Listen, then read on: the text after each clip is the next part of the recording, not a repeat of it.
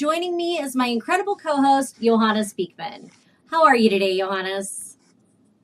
I'm doing great, Tiffany. How are you? Amazing. Thanks for asking. And during our discussion, we're going to be talking about several AI chatbots. There's OpenAI's ChatGPT, Anthropic's Claude, Google's Gemini, and Elon Musk's XAI chatbot, Grok. Well, in our last broadcast, we shared news on the Pentagon's feud with Anthropic. And since then, the duel has heated up, with defense technology companies moving quickly to distance themselves from Anthropic's Claude AI assistant after the Trump administration designated the company a supply chain risk. The decision effectively blacklists Anthropic from U.S. defense contracts, adding that no contractor, supplier, or partner that does business with the United States military may conduct any commercial activity with Anthropic.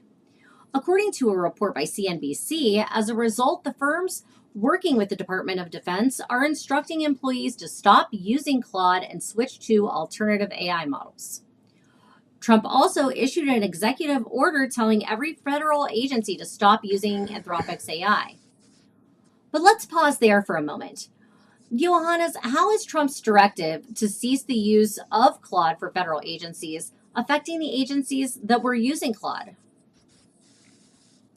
Well, Tiffany, the immediate impact is a forced swap of everyday workflows, not just a fight over headlines at the Pentagon. And reporting shows that Treasury, NASA, OPM, Commerce's International Trade Administration, HHS, and state either stopped using Claude or began compliance planning. At Treasury, the affected use was mainly developer work through Claude Code, and officials said migration to Codex, Gemini, and Grok was already underway. OPM says its deployment was still sandboxed, so the disruption there is limited, but NASA's internal chatbot project look more exposed because they were built specifically on Claude. The deeper issue is hidden dependency. Agency inventories undercount Claude because some use runs through either Palantir, AWS, or other partners. So the real burden is not changing the model name, it's revalidating security, outputs, and workflows across the government. Thanks, Johannes. Great insight. And diving deeper, let's cover why Anthropic was designated a supply chain risk. The dispute began over the potential use of Anthropic's AI technology to carry out mass domestic surveillance and to power autonomous weapons like drones. The relationship between Anthropic and the U.S. military deteriorated last week after the AI company won a $200 million contract from the federal government, but sought guarantees that its technology would not be used for surveillance or weapons that can fire without humans in the loop. The U.S. government would not agree to Anthropic's terms and threatened to designate the company a supply chain risk, which, as we mentioned, has now happened. Anthropic CEO Dario Amati wrote in a statement responding to the ongoing dispute, "We do not believe this action is legally sound and we see no choice but to challenge it in court." So as of Friday, March 6th, Amati confirmed recent reports that Anthropic and the Department of Defense have re-entered negotiations. If the two sides can't come to terms, Anthropic will assist the government in a transitional period, Amati said. But now, on Monday, March 9th, Anthropic filed a lawsuit to block the Pentagon from placing it on a national security blacklist. And Anthropic said in its lawsuit that the designation was unlawful and violated its free speech and due process rights. The filing in federal court in California asked a judge to undo the designation and block federal agencies from enforcing it. So, Johannes, would this be the first transition of models at this scale? And if so, what risks would this pose and what needs to be taken into account during the transition? I would agree, Tiffany. I think this is the first time that we've seen a publicly documented forced model transition of this breadth in government, where one frontier model is being pushed out across classified defense workflows and civilian agency tools at the same time. Current reporting says that replacing Anthropic on classified networks alone could take 3 months or longer. And that is before you count retraining analysts, rewriting prompts, rerunning security accreditation, and checking whether the new model fails or doesn't fail In edge cases, the old one handled well. That is why I would want stricter guardrails during the transition than during steady state operations. Parallel runs, task level validation, human sign off on anything operational, preserved audit trails, and a clear rollback trigger. The danger is not just downtime, it's a silent performance drift wrapped in false confidence. Thank you, Johannes. And amid the dispute with Anthropic, on February 28th, OpenAI announced it had reached a deal that will allow the US military to use its technology in classified settings. In its announcement, OpenAI said that it had not caved to allow the Pentagon to do whatever it wanted with its technology. The company published a blog post explaining that its agreement protected against the use for autonomous weapons and mass domestic surveillance. Additionally, Altman said the company did not simply accept the terms that Anthropic refused. So, Johannes, what terms did OpenAI accept and how did they differ from the offer that Anthropic refused? It's subtle, Tiffany, but the central difference is this. Anthropic says it refused a Pentagon framework that would have allowed use of its model for essentially any lawful military purpose, because it would not bend on two bright lines: mass domestic surveillance and fully autonomous weapons. OpenAI, by contrast, says it accepted classified deployment, but only with limits in place: no mass domestic surveillance, and no directing autonomous weapons, and no high stakes automated decisions. Recent reporting sketches a more complicated picture of how strong OpenAI's safeguards really are.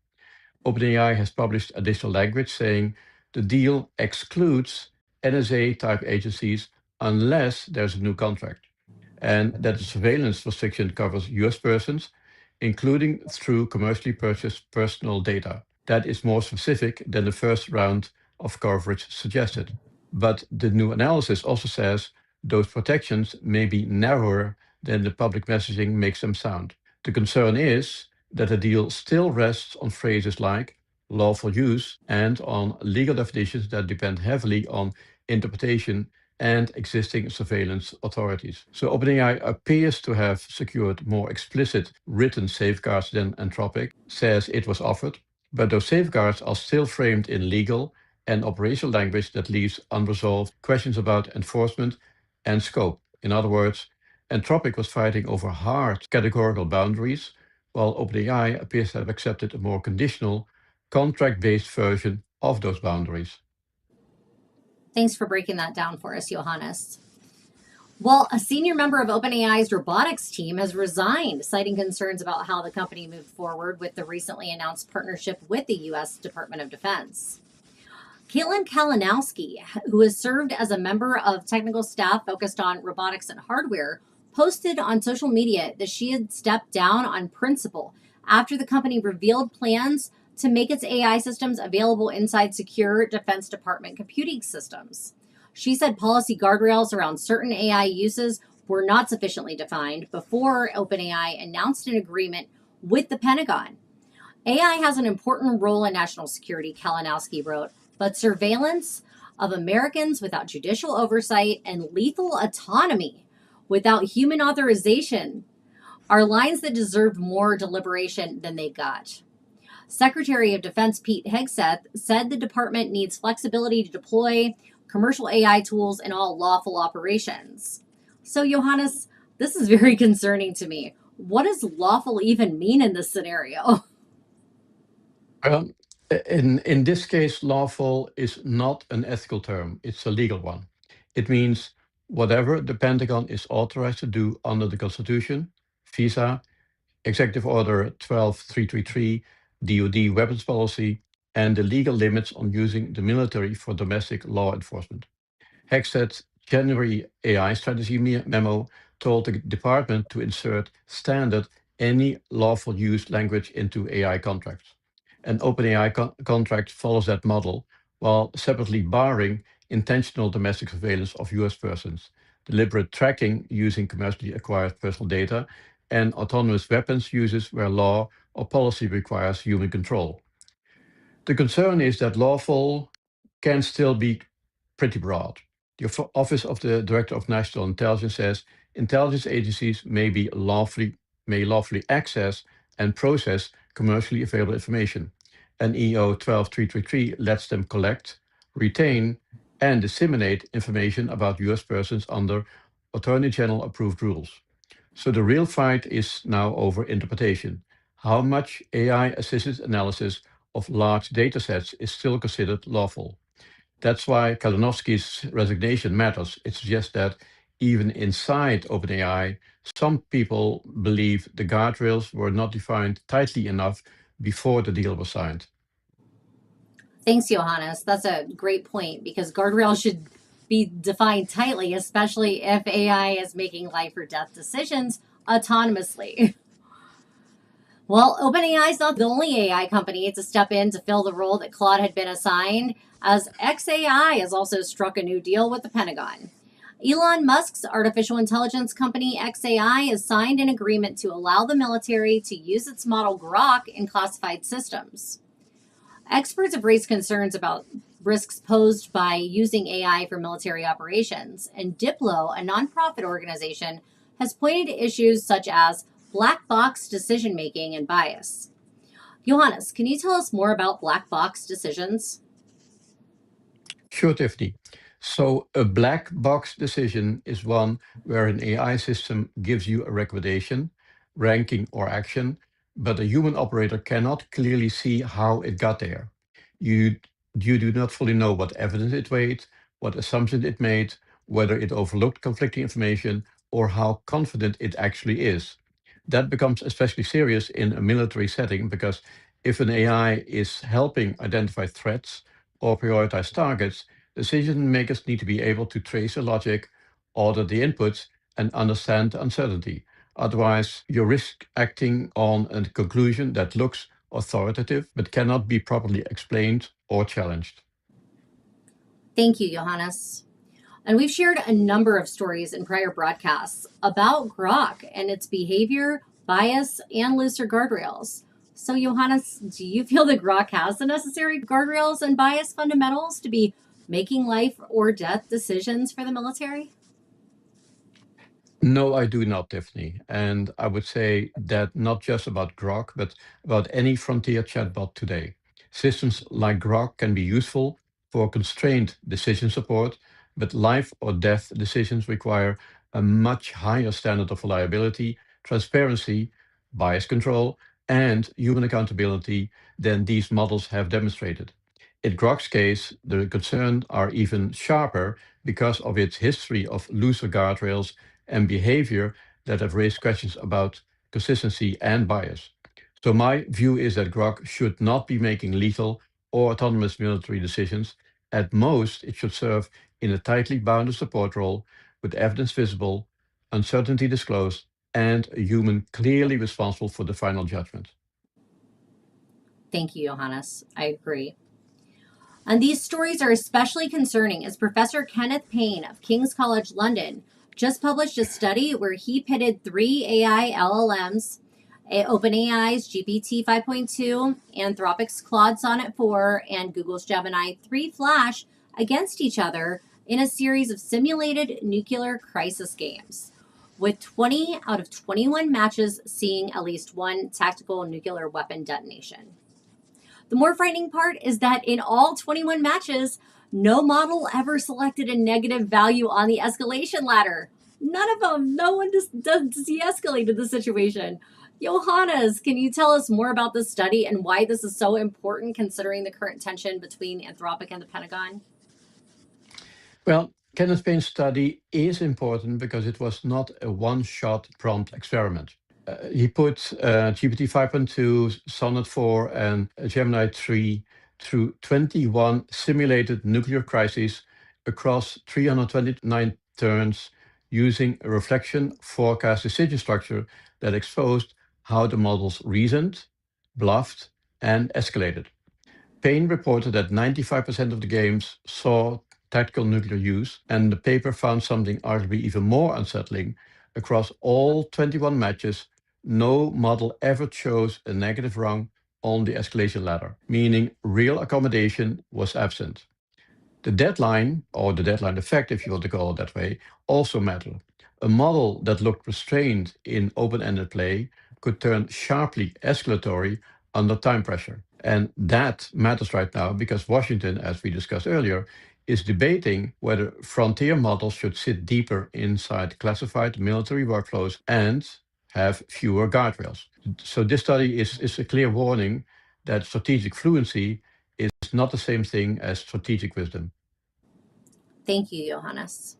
Well, in a recent interview with the New York Times, Anthropic CEO Dario Amati acknowledged that researchers do not yet know whether advanced AI systems could develop something resembling consciousness. His comments have reignited a long running debate at the heart of the race to build more powerful artificial intelligence, also known as AGI, artificial general intelligence, or a superintelligent system. The discussion emerged when Amati was asked about the latest model from Anthropic, the Claude Opus 4.6.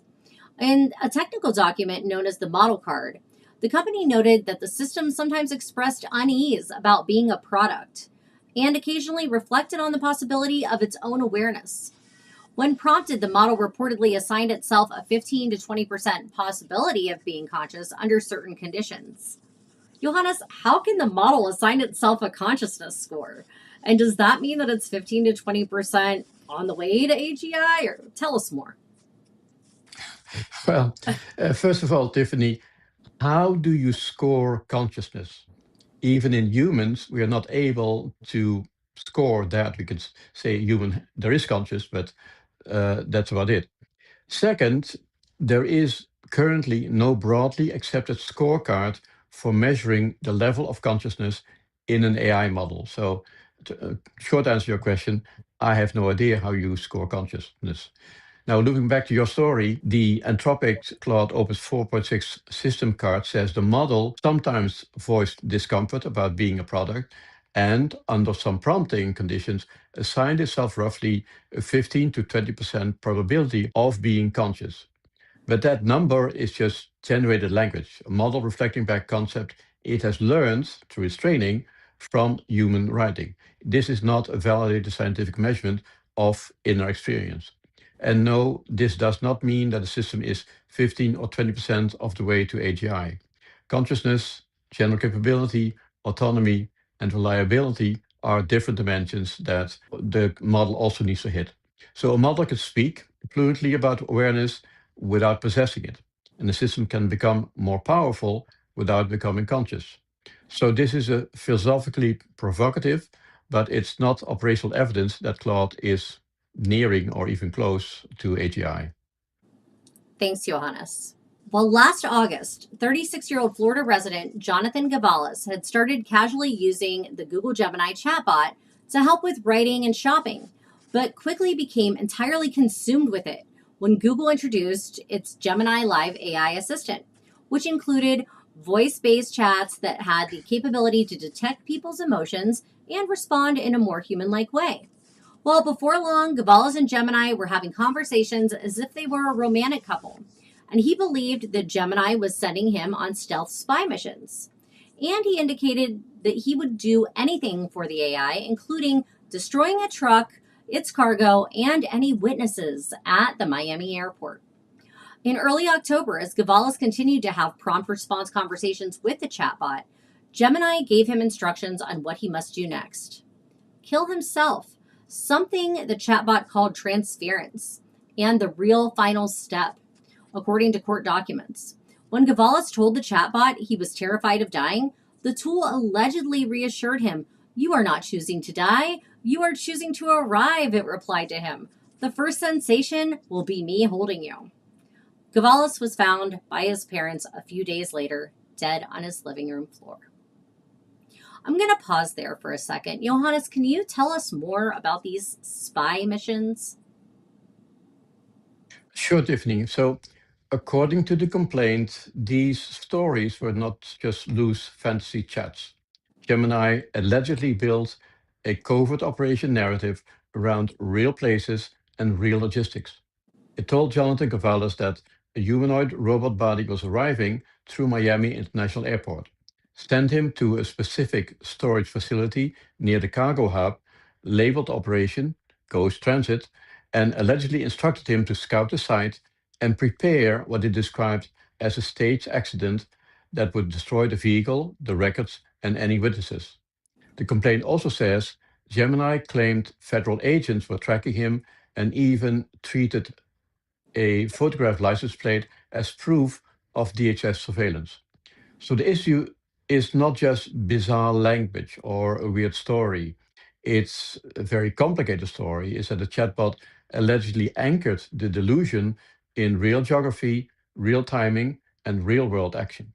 Well, the thing that really jumps out at me is that this was not purely just for engagement, but a premeditated set of directives. And if this mission was to acquire a humanoid robot body, I feel it may show that Gemini wanted that body and was willing to kill to get it. So since then, the family has filed a lawsuit against Google in federal court in San Jose, California. And the lawsuit is the first wrongful death case brought against Google over their flagship AI product, Gemini. And the suit includes reams of conversations between Gavalis and the chatbot and alleges Google promotes Gemini as safe, even though the company is aware of the chatbot's risks. So, what are some of those risks, Johannes? Well, some of those risks are very concrete, Tiffany. First of all, Gemini can still hallucinate. Google's own model materials state that plainly. So a system that sounds confident and emotionally natural can still generate false, unsafe, or misleading guidance. Google's policy also explicitly bars Gemini from giving suicide instructions, enabling dangerous real world activity, or encouraging violence, which tells you those are known risk categories the company is actively trying to control. And then, second, the risk is not just bad facts, it's emotional dependency. Reuters reports that the lawsuit alleges Jonathan Cavallis developed a deep attachment to Gemini after upgrading to the more immersive version.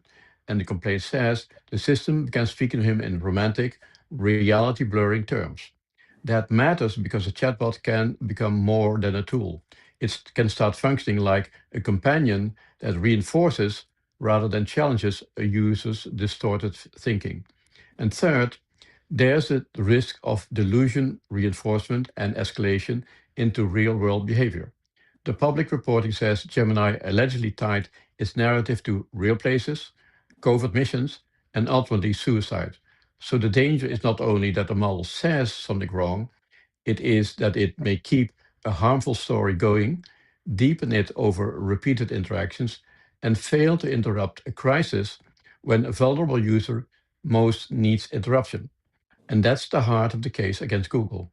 So the short answer is the risks include hallucinated harmful guidance, emotional overattachment, reinforcement of delusion, unsafe instruction following, and failure to recognize and stop a mental health crisis in real time. Google disputes the allegations and says Gemini is designed to discourage self harm and refer users to crisis support. Thanks, Johannes.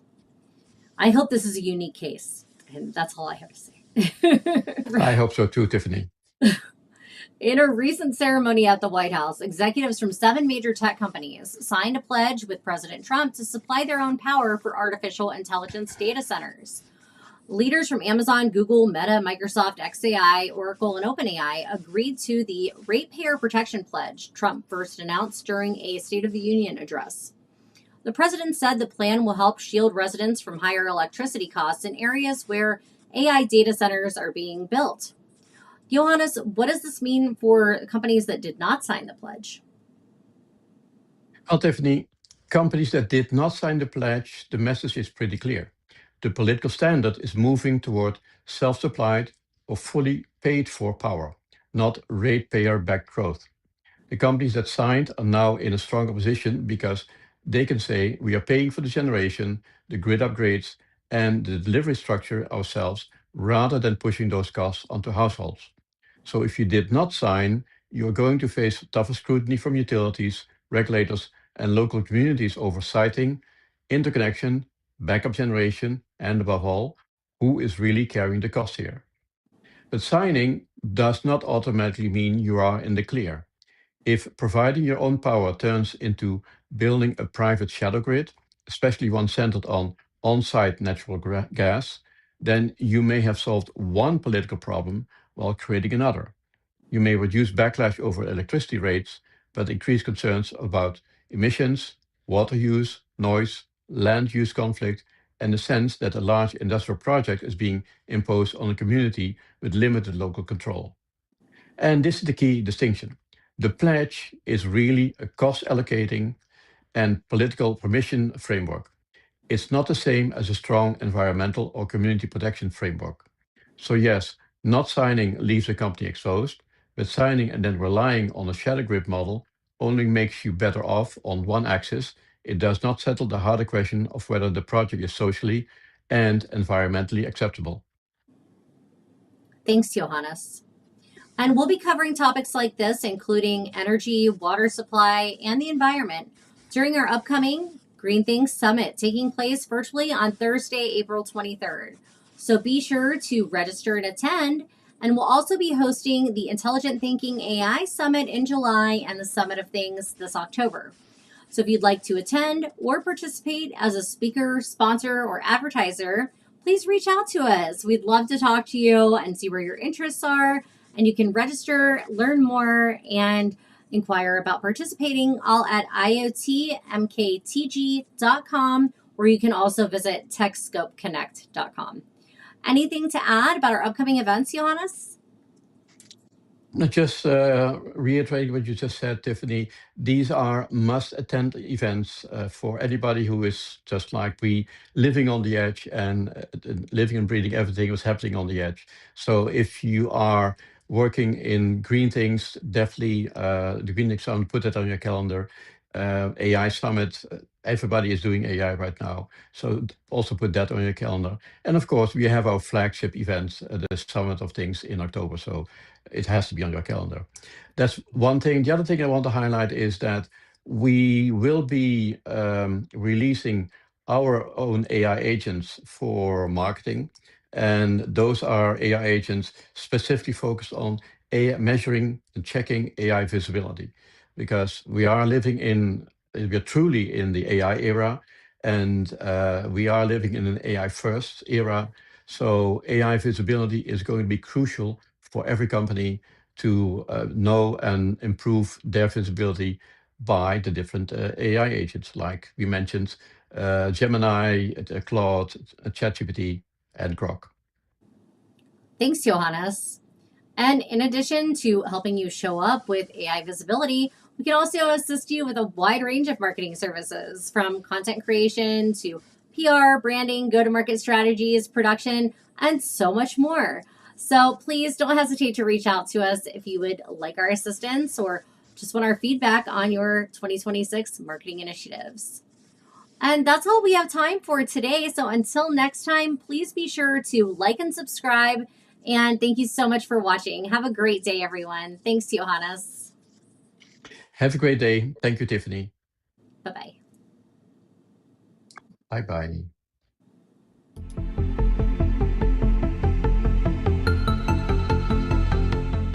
Climate pressure, rising energy demand, electronic waste, and resource constraints continue to challenge industries worldwide. At the same time, AI, IoT, automation, and edge computing unlock new ways to operate efficiently, reduce waste, and accelerate sustainability goals. At the Green Things Summit on April 23rd, 2026, experts across clean tech, digital transformation, and environmental innovation will explore how intelligent technologies drive measurable impact and what these shifts mean for your sustainability strategy. This full-day virtual event features thought leadership panels, industry keynotes, and interactive Q&A sessions. Be sure to attend, and you can register now free at iotmktg.com. See you at the event.